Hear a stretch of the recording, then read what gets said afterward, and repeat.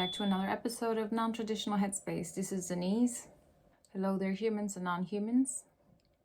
Today we're going to be talking about, basically being 37 and not having life figured out yet, which could be also matched with an 30 years existential crisis or something like that, but I don't know what it is.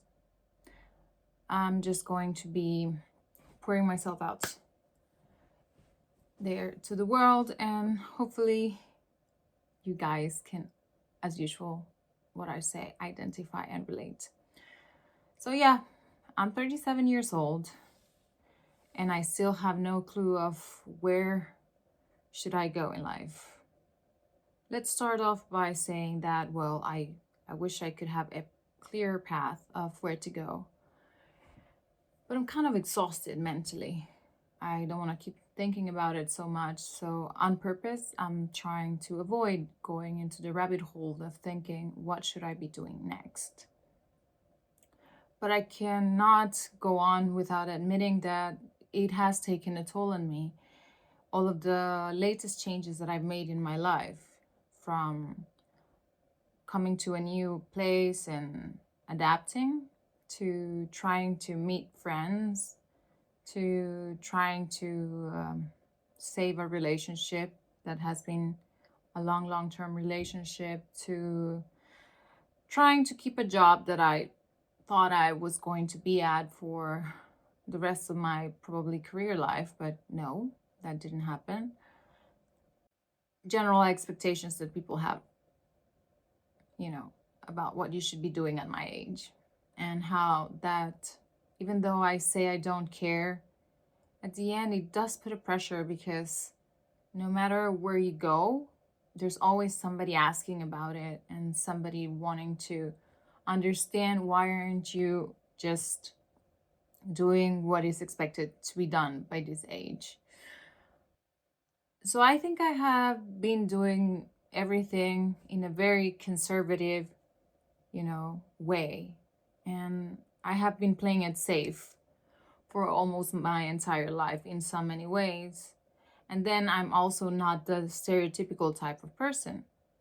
The first thing I want to say is, I am getting kind of tired of people looking at me and saying that I shouldn't feel like I have it as tough as other people.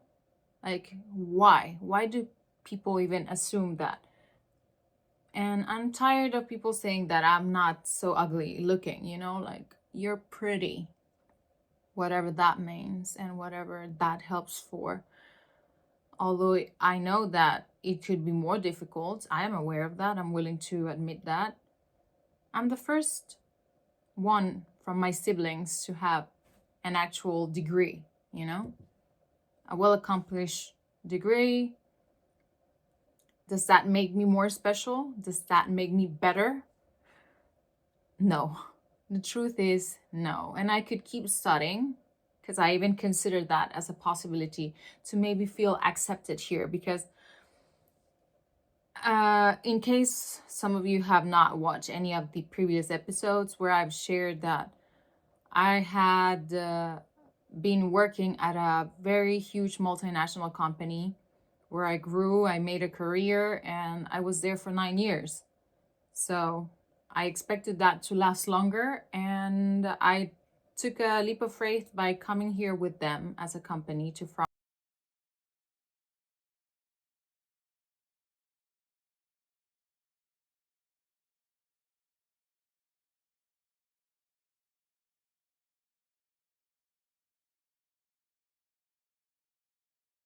I already found a new job,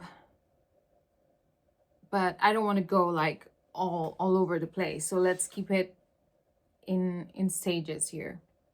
So yeah, I did. I was an average student, not so bad, not the most brilliant student when I was in high school.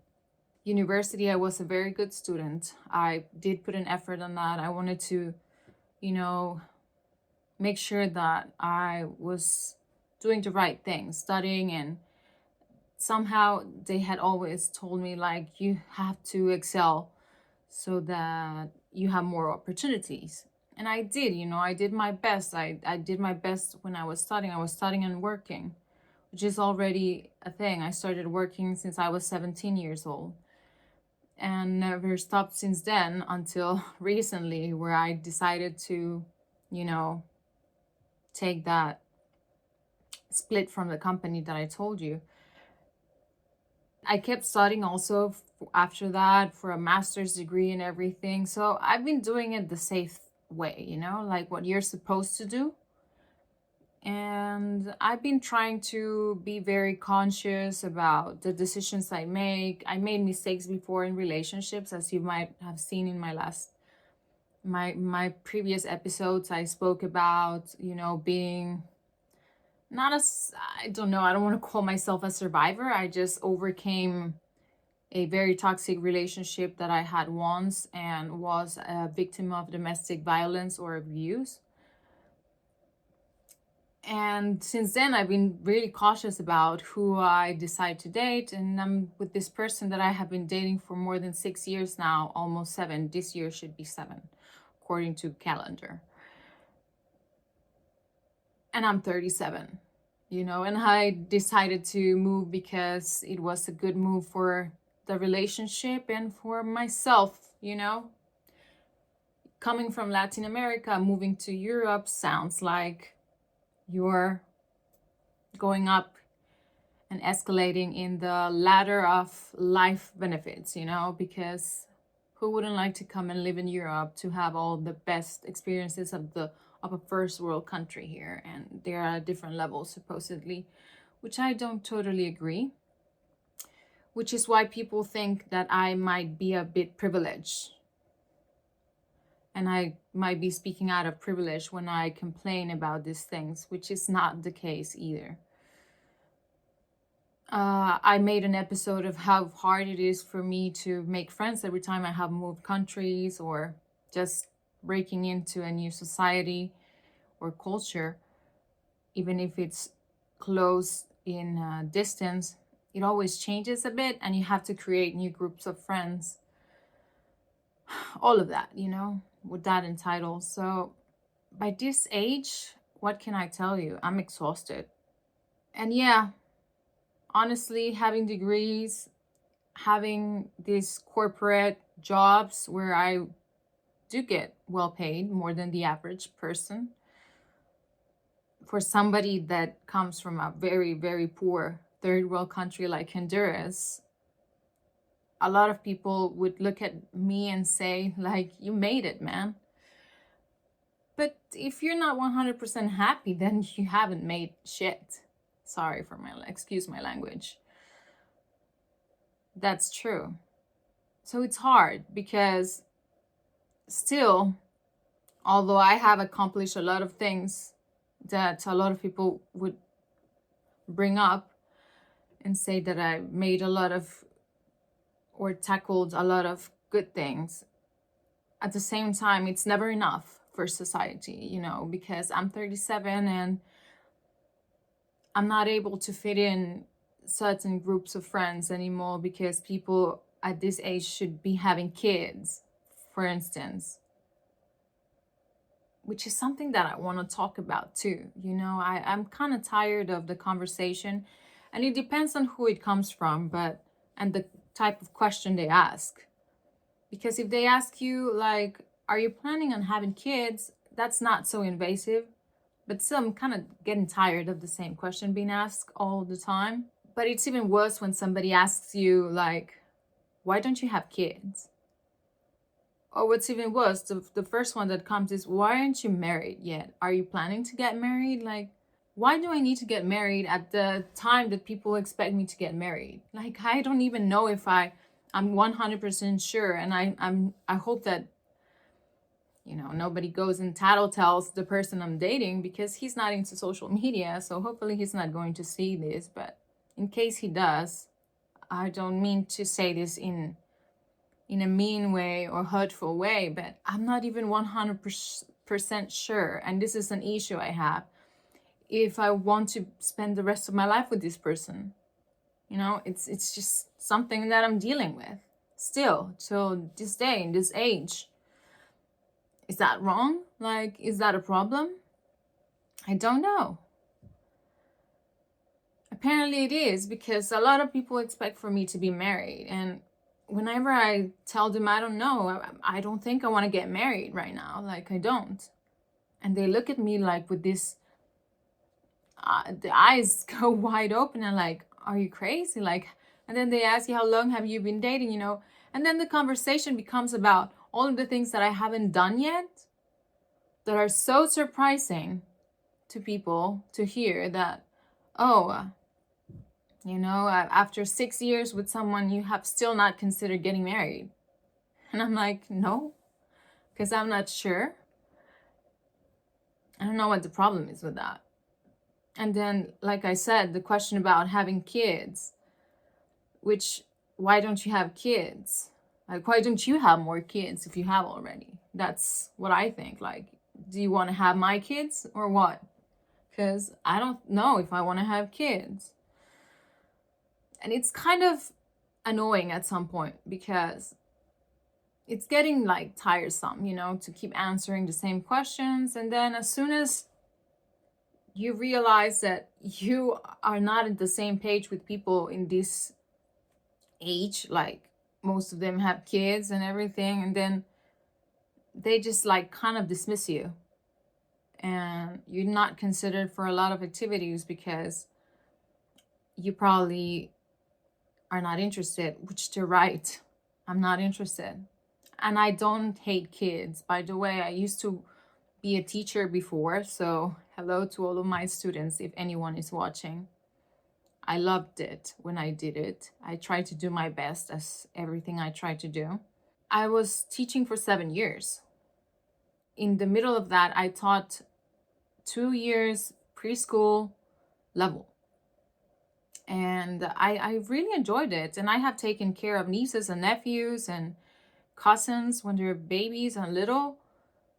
I don't have a problem, but I don't feel like that instinct right now. It's not in me. Like, those are the kind of things that I say, like having degrees, having a career, having everything that you are expected to have doesn't make me better than anyone else. And my siblings, that doesn't make me better than any of you. I actually think you guys have accomplished certain things that I'm not willing to do because probably I'm scared deep down, like being a mom. I don't know if I want to be a mom because I don't think I'm gonna do it so well, maybe.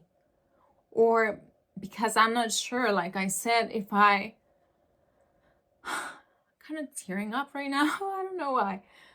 If I want to spend the rest of my life with this person that I'm with, it's a huge compromise, you know, that you have to do when you have children, and I'm not ready for it.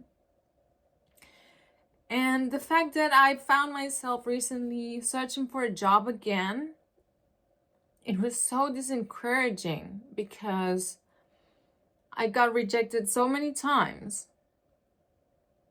And I had not been in that position for a very long time. I actually was like doing well. Like, I was career-wise.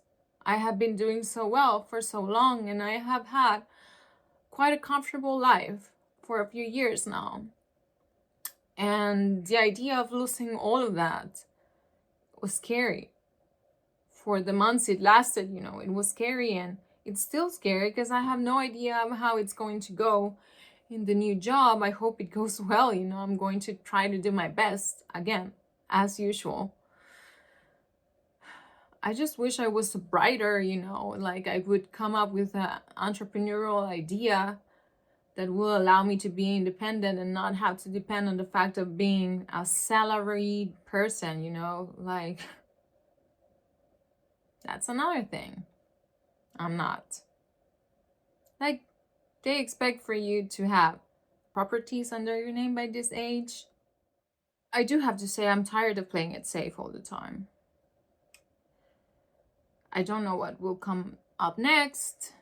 I don't know what to do with my life yet. I don't know if this is where I want to be. It doesn't feel good right now. So that is already an indicator that I have to probably make some changes. I have been finding comfort in food. as well, which a lot of people wouldn't tell because, yeah, maybe it's my body frame. I'm not meant to be obese, but I know that if I keep pushing it, I will start gaining a lot of weight because of age. Also, I'm not 20 anymore. Like my metabolism, I can tell it's slow. I can feel that whenever I'm static for too long, my legs, become numb and I start getting like liquid retention. Like I had never encountered that before, like, which is crazy. But I can feel that I'm getting old, I'm older now. It's not that I feel that I'm getting old. I'm freaking old. I'm not like geriatric old, but I am old. Okay? I'm not 20 anymore. Can't turn back time. I can only move forward. That I know too. And I have been struggling with a lot of things as well. Like mentally, I had a breakdown last year. I've been doing therapy for a while now. That's not recent. I'm working on that. I decided to do a certification in coaching as well, mostly for myself. I don't know what to do about that yet. Like a lot of people have asked me, like, are you going to do something about it? Are you trying to become independent by starting your own coaching business for people? I don't think I have the capacity of doing that yet because I'm speaking about my own struggles here. So I'm not sure I'm in the capacity of doing that. But like I've said in my last episode, if there's anyone out there that needs a friend to talk to or just somebody to speak to, I'm here. Of course, that I can do. What else is going on? Like, yeah, in that episode that I spoke about making friends, I know that a lot of people are not out there to make more friends. Everybody seems to be settled by this age, which is another thing, right? Like at this age, people already have almost figured out who are the people they reach out to and are not interested or are not in the hunt for making new friends. I'm still gonna try. I even opened Bumble, BFF, apparently people make friends through that. And guess what?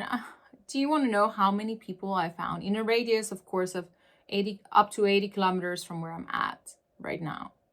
I'm not kidding. I only swiped through 16 people because I clearly marked no kids between those ages. And from the 33 to 35, I would expect them mostly to be from that age. So that was the case. And then the older ones, nope, I didn't find a lot of those. Like there were like maybe 5 people. So I guess that says a lot as well. Like, there's not so many people out there that haven't done what is expected to do, right? But for all of those of you who are in the same situation as I am, I want to tell you, number one, you're not alone. You're not the only one. I'm here. I'm another case of those, like 37 and still haven't figured out life yet and still haven't, tackled all the points in that checklist that everybody expects for you to have tackled by now. Just let's try to keep looking at things positively. I'm not gonna lie, it's not that easy sometimes. And some people, the older they get, the more close-minded they get sometimes, and therefore encountering someone like this, like us, if you're watching and you're like me that don't have kids, is 37, is doubting if you're in a relationship whether you should stay or not. It's doubting if where you are at is the place where you want to be or not. And I actually spoke about this recently in a group where I'm at with my ex. I wrote about it. Nobody said much about it either in a group of ex-classmates from high school. Like a lot of the people there have emigrated, you know, they have left the home country. And most of us are in a better position already than more than 80% of the people from our country. So still, a lot of them didn't have more choices to the situations that they were at or they are in right now. Whereas others do have a choice and are more privileged in some way because we're able to say, well, if I don't like it here, there's always the possibility of leaving and starting somewhere else and finding a place that you like. And I think that's where I'm coming from right now. I don't know. Like, they also asked me, will I make my life here? If you ask me right now, is this the place where you want to be? My answer is no. Like, the cultural shock has been there. It's quite evident. I can't deny it. Adaptation hasn't been easy. I don't feel too welcome. And the barriers that I've encountered here are things that at this age, like I think being this age and still having the possibility of saying, well, I don't like it here, maybe I should go find something else, because I feel like I still have that possibility of saying that. That's why I overthink about being here. And sometimes I just ask myself, like, well, are you willing to put up with the bullshit here? Because honestly, why do we have to? I ask myself this question, and people say it's because you have to learn how to make compromises and you have to learn how to adapt. I remember I made a video a while ago because this was my first winter here, which is cold. As you know, it's snowy here where I'm at. And I come from the freaking Caribbean, man. Like, come from the Caribbean. So I love the beach. I love hot days. I'm okay with that. You know, I grew there, so I'm used to it. And coming here and freezing my butt, I don't know, I don't find it as charming as maybe people find it here because they're so excited about going and doing winter sports. I mean, I could try it, but as a tourist, do I see myself doing that and working around the whole logistics of living in the snow? I don't think I love that idea, honestly. And I made a fun video about being cold. And of course, I make a video, people come out and judge, and the few comments I get are shitty comments like that. Whereas, I'm sorry, there's many people out there doing stupid stuff, like really stupid, silly stuff on TikTok, and which I don't even know how to really use. Till this day, I don't understand how that works. It's a pain in the butt to understand how the algorithm and how much effort you have. But I decided to do this, you know, I decided to come here and share and be public. So I'm okay with that. I'm not afraid of doing this. I don't care anymore about talking about certain things. But I'm not willing to go too deep into the whole algorithm and understanding how many hashtags I need to put, and it's just exhausting. But anyway, I made this stupid video about being cold, and of course I got a fucking message from an aunt telling me that I should stop being a brat and stop complaining and adapt, learn how to adapt.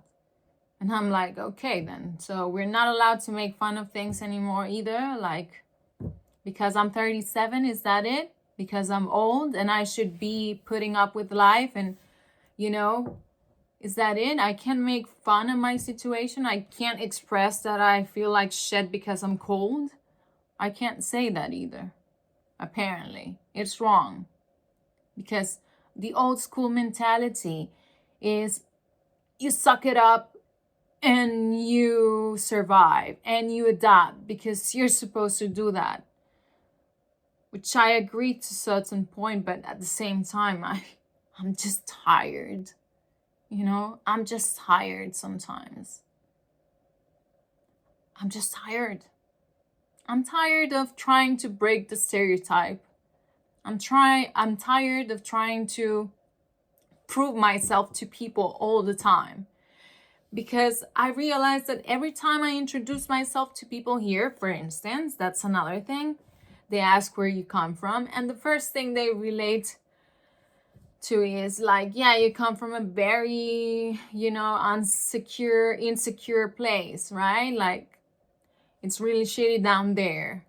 Like, you have a lot of issues there. You have a lot of issues with poverty, of with the politics situation there, with the criminal situation there, with the, again, insecurity and the lack of opportunities and everything. So I need to start, and I just disconnect. It gets to a point where I was recently, for instance, and that happened this weekend. We were invited somewhere, and every time, like, we didn't know all of the people there. So every time I got introduced to somebody, they were asking, of course, the same questions. Where are you from? How did you come here? How did you meet? Are you married? Do you have children? Blah, blah. The same freaking questions. And yeah, where are you from? Honduras. Yeah, the shitty country. Like, I passed through at least 6-7 people saying the same thing and looking at you like, oh, poor thing. And then they disengage, because I know what's going on through some of their minds. Not all of them, but I know. You can tell.